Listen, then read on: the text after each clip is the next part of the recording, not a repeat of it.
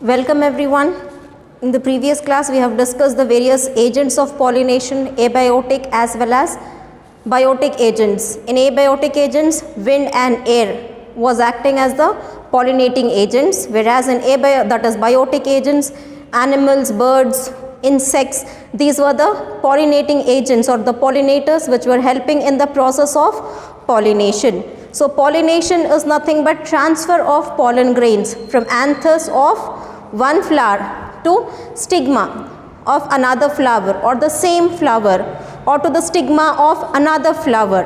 So if this transfer of pollen grains from anthers to stigma of the same flower or another flower of the same plant, then this type of pollination is called as self-pollination. The pollination is called as self-pollination. In self-pollination also we have two types, that is autogamy, geitonogamy. In autogamy, pollination is taking place within the same flower. Anthers and stigma, both of them are present in a single flower and pollen grains are transferred from anthers to stigma of the same flower. So this is called as autogamy. This is called as autogamy, where in bisexual flower the flower is bisexual and the pollen grains are transferred from anthers to stigma of the same flower.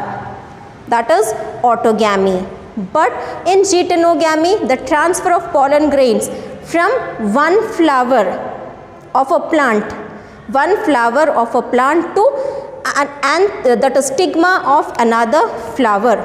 Here in autogamy, if I write here in autogamy,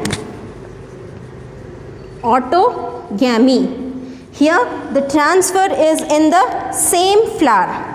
The transfer is in the same flower, that is pollen will be transferred from anthers to stigma of the same flower. This is called as autogamy. The next is geitonogamy. Geitonogamy. In this transfer of pollen grains from one flower to another flower of same plant. Another flower of same plant. Okay, here pollen grains and anthers are of the same flower. Here pollens of one flower of the plant to stigma of another flower of the same plant. So these two are the types of self-pollination. These two both are the types of self-pollination. And next is xenogamy. In this, transfer of pollen grains of one flower to stigma of another flower of another plant, stigma of another plant. Two different plants are there. In xenogamy, two different plants, transfer of pollen grains in two different plants from one plant to another plant. Here the same plant. In both the cases, that is autogamy and geitonogamy, the plant is one. The plant is one. Here the same flower, here the different flower of the same plant. Here the plant is one. In xenogamy, that is cross pollination, two different plants are there. Cross pollination, two different plants are there. Here most of the flowers are hermaphrodite flowers. Most of the flowers are hermaphrodite flowers. Hermaphrodite in the sense both male and female reproductive organs will be present in the same flower. Instead of hermaphrodite, I can even say it as bisexual flower. I can even call it as the bisexual flower. So hermaphrodite flowers or the bisexual flowers, there both those reproductive organs are present in the same plant. So pollination is actually, that is pollination is not that risky because here male gametes and female that is male and female reproductive organs are lying very close to each other. So the pollination becomes very easy. The pollination becomes very easy in hermaphrodite or bisexual flowers because both the reproductive organs are placed very near each other. But here continuous if self cross pollination, that is self pollination is taking place, because they are adapted, they have both the reproductive organs, they doesn't need anyone else, they don't need any pollinating agency, they don't need anything, because both of them are placed very close to each other. But what happens is, if continuous self pollination take place throughout, that is in generations over generations, one after the other, we get the same result, we get the same product, same flowers or same fruit will be produced every year. There is no differences. There is no difference. Continuous every year same type of fruit will be produced. Same type of fruit will be produced, same type of flower will be produced. So it leads to inbreeding depression. Continuous, which is same, every year we are getting the same result, every year the same result. So it leads to inbreeding depression, because evolution takes place by variations. In the plants which pollinate by self-pollination, there is no variations. Every time the same product we are getting. So it causes an inbreeding depression. So in order to avoid this inbreeding depression, the plants have various adaptations. Even though bisexual plants, they can pollinate, but that is, they have both the reproductive organs, pollination is very easy, but because of the inbreeding depression, they try to avoid self-pollination. They try to avoid self-pollination. Here in this bisexual flowers, self-pollination is very easy, but because of the depression, due to depression, they try to avoid self-pollination. So they adapt, they show different adaptations. Different adaptations, different contrivances are seen in the plants in order to avoid self-pollination. They devise various techniques in order to. Here, because bisexual flowers are there, so self-pollination is very easy. So self-pollination is very common. But in order to avoid this depression, even with the presence of both these reproductive organs, they try to avoid self-pollination. How they try to avoid self-pollination? By using various techniques. We call it as outbreeding devices. Those techniques are even called as what?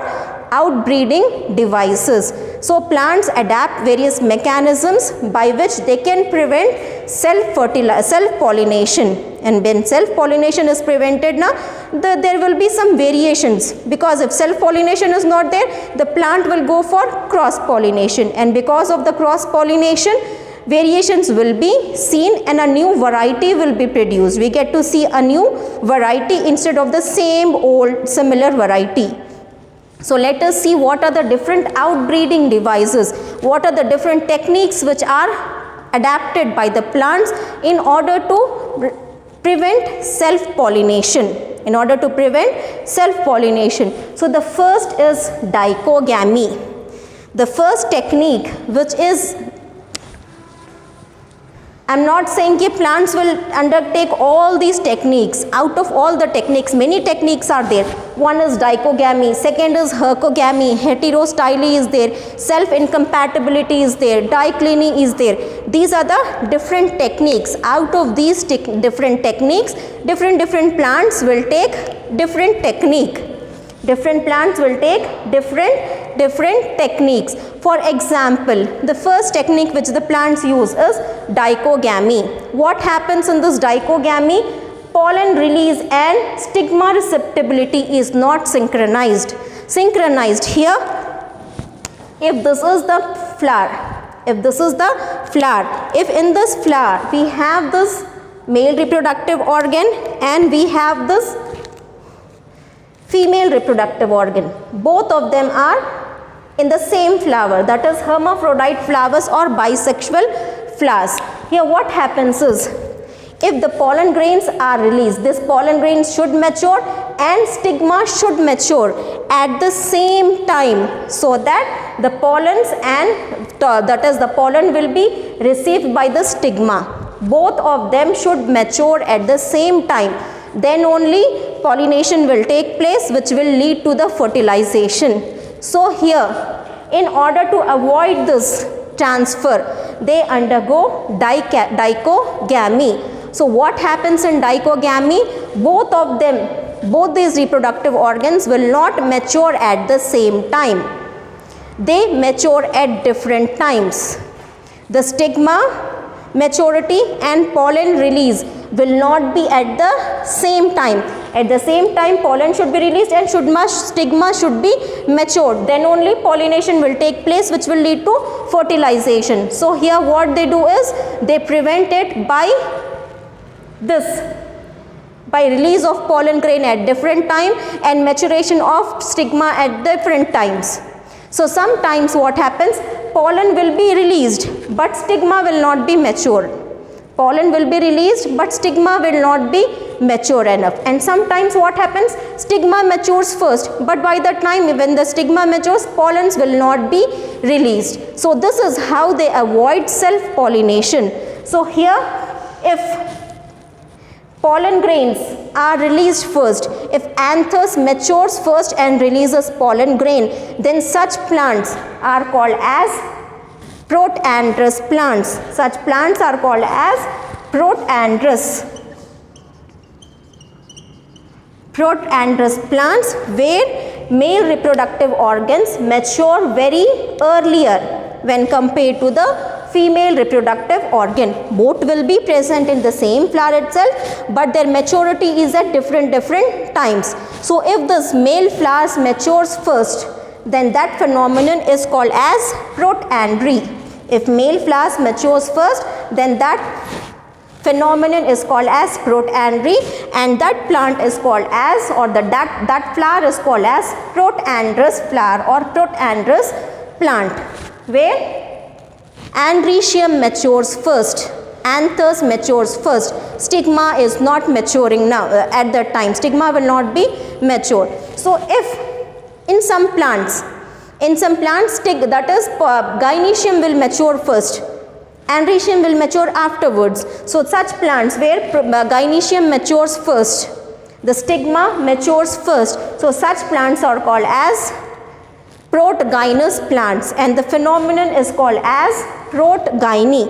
The flowers are called as protgynous, or the plants are called as protgynous. In protgynous, gynoecium matures first, and in protandrous, androecium matures first. So both of them are not maturing at the same time, because when they mature at the same time, then self-pollination will take place. In order to prevent self-pollination, both of them will be maturing at different times. So this is the first mechanism by which they will be preventing themselves from self-pollination. Another mechanism is hercogamy. Hercogamy, we see this in hibiscus. Here anthers and stigma are placed at different positions. Even when they are present in the same flower, they will be present at different positions. The stigma will be slightly lower, the gynoecium, that is androecium, will be stamens. For example, if this is the flower, okay, if this is the flower, so stigma will be smaller and this anthers will be at different places. So this is, stigma is at different place, anthers are at different place. So when comes now, that is the pollen grains will move to other flowers. It will not fall here. Along with the wind currents, the pollen grains moves. So here what happens, and here sometimes in the flowers what happens is, here the stigma will be, that style will be very large and the stamens will be small. Here the stamens will be small. So pollen grains will fall inside it itself. So that is why in hercogamy, anthers and stigma are placed at different positions so that they can avoid self-pollination. So apart from this dichogamy, hercogamy, another technique which we see in the plants is heterostyly. Styles will be at different positions. The styles will be at different positions. There is not much difference between these two. Sometimes the styles are very large, sometimes the styles are very small. So because of that now, the flowers are of different heights. So the styles in heterostyly now, the length of the style is different. Length of style varies. Length of the style varies. Because of the style now, Because of the style, the flowers will be of different heights. Now apart from this, another one is self-sterility. The another is self-sterility. In this, the pollen grains will be released, but by genetic default or something, by genetic mechanism in the flowers, it's such that the pollen grain will inhibit the growth of the pollen. In this, in self-sterility or self-compatibility, the pollen grains are not compatible for fertilization.